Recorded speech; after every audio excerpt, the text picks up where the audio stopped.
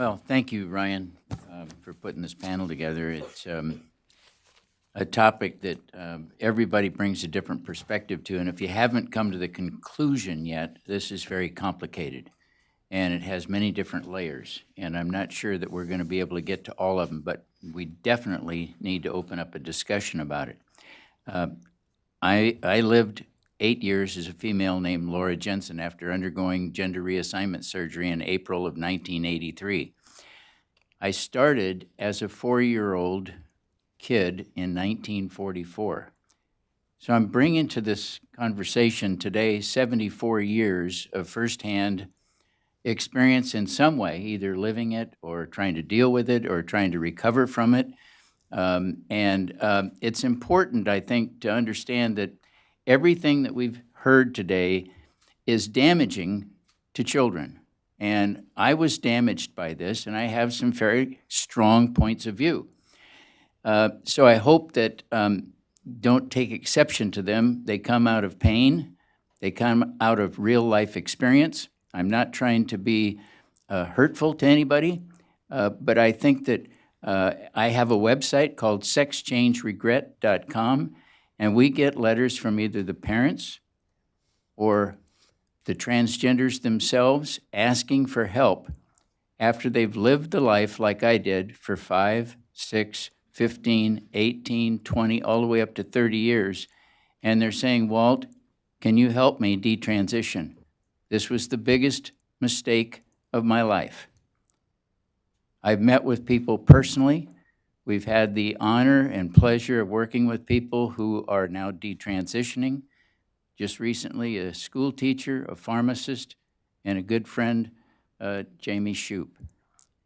I think it's important for us to realize that there is actually nothing good about affirming a young boy, 4 years old, like my grandma did me. The moment you affirm a child, like my grandma did, putting me in a purple chiffon dress and telling me how cute I was, how wonderful I looked, is at the very same moment that you're affirming that young person, you're telling them there's something wrong with them, that you're not right. That is child abuse. We need to begin calling it what it is. It's not affirming a child. It's causing them to be depressed and anxious about who they are. And then we go on to inject hormone blockers into them and begin altering their body. Can we begin to understand today from these discussions how destructive this is to the psyche? It's no wonder they end up with separation anxiety and bipolar disorder, dissociative disorders, schizophrenia, and many other disorders that they want you to ignore. They want to block any child from having access to psychotherapy. The only reason that I'm able to speak to you today is because after 46 years of dealing with this issue, I was able to detransition in 1990 after I had extensive psychotherapy, the very same psychotherapy that they're trying to prevent people from having. Why? Because they don't want them to detransition. Because somebody like me puts a real bad mark on the idea that it's all good, because it isn't. I've recently written a book, Trans Life Survivors, that has the stories in them. It's painful to get these emails from people whose lives have been totally torn apart. Men like myself, who was married, had 2 children, had a career. I was an executive for American Honda Motor Company. One of those therapists who was an advocate for gender change surgery told me that what happened to you as a child wearing that purple dress, the only way to solve that is to have cross-gender hormones and undergo reassignment surgery. That's the solution. Well, I trusted his expertise because Dr. Walker had actually written the original international standards of care for treatment of gender identity disorder or gender dysphoria. I'm here because he was wrong. I'm here because those standards of care have morphed into what they're using today. They haven't changed much. Yeah, they've gone through revision after revision, but the basic idea is that when somebody comes in, they can self-diagnose their gender dysphoria. We are manufacturing transgender kids. We are manufacturing their depression, their anxiety, and it's turned into a huge industry that people are profiting from after kids' lives are completely torn apart. The most vulnerable people in our society and adults are tearing their lives apart. It's really beyond my understanding why we're even having this discussion, because it shouldn't be happening. I don't believe any doctor who injects a young person with hormone blockers should have a license to do so. I would prefer that they not have that ability. And I hope that people begin to realize this and begin to speak up about it. There is absolutely nothing good about affirming somebody in a cross-gender identity because it destroys their life. We won't see the consequences of what they're doing today until 10 or 15 years later. And there'll be somebody else speaking up like I am, saying, it was horrible what they did to me. They never should have done it. The people are suffering. We're not trying to minimize their suffering. But why do we abuse them with hormone blockers and cut their bodies apart as a way to affect treatment? It's insane, actually. It doesn't make any sense. If we're just to pause and take a sober breath, it's insanity. When will we finally grasp this? Christina Olson, a research psychologist in Washington, at Washington University, and I wrote the article, is published in Public Discourse in 2017, June. She said, we do not know who the transgender kids are.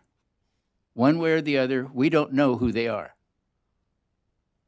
Do you get that? We don't know who they are. That should sink in.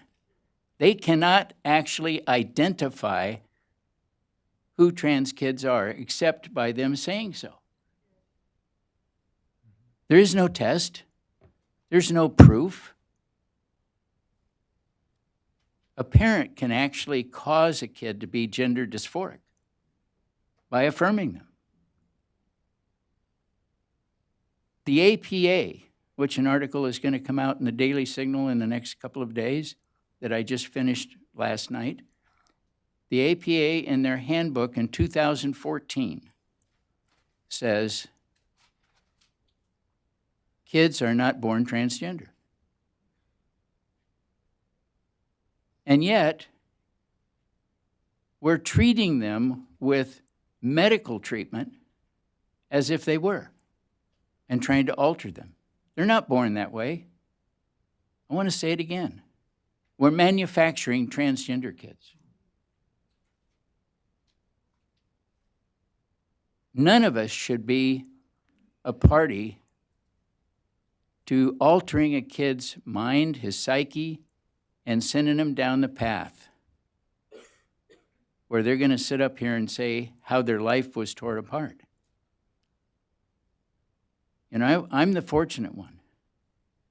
I got sober. I'm 33 years sober. I drank heavily and used cocaine as a way to try to mask the pain from having undergone the surgery, as a way to cope with what Grandma did in a purple dress that confused me, that when I was a little boy, 4, 5, and 6 years old, I began to want to be affirmed.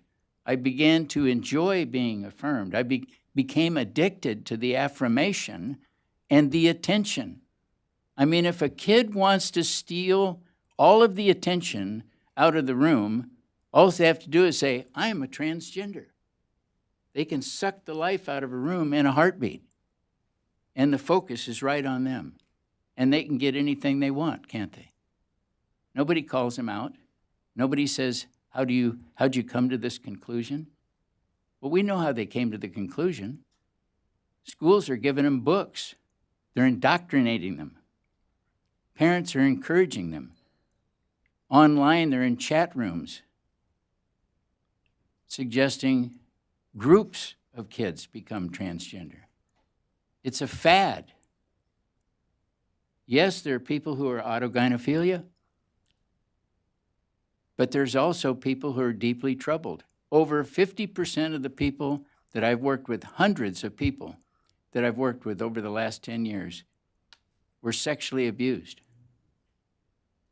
Boys who are abused at a young age come to the conclusion that the only way they can prevent themselves from being sexually abused again is to cut off their genitalia and become females.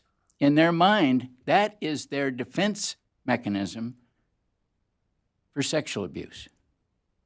Girls who are sexually abused want to be men as a way to fend off any intruder or sexual abuser because they will no longer be attractive for sexual abuse. Whether it's men or women, vast majority of them were abused as children.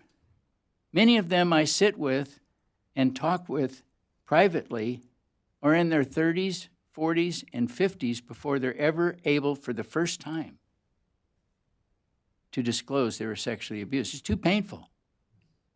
I was sexually abused at 9 years old, multiple times, by my uncle.